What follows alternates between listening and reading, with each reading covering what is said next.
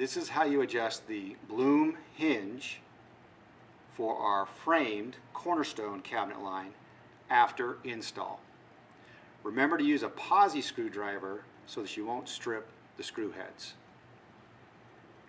In order to adjust the hinge up and down on both hinges, or if there are 3 hinges, you loosen the center screw on those hinges and then manipulate the door, slide it up or down for proper alignment.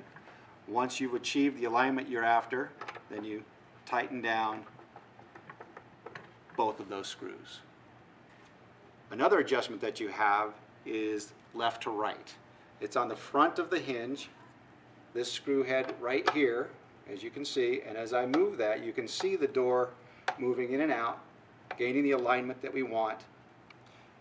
The last adjustment we have is on the back half of the hinge plate, and it adjusts the door in and out for proper alignment, again after install. If you want to remove the doors from the cabinet itself, you can remove these screws completely and take the door and the hinge plates completely off the door. To replace the hinge on the face frame, simply align the hinge to the holes in the frame, insert the screws into the holes, and tighten them down appropriately.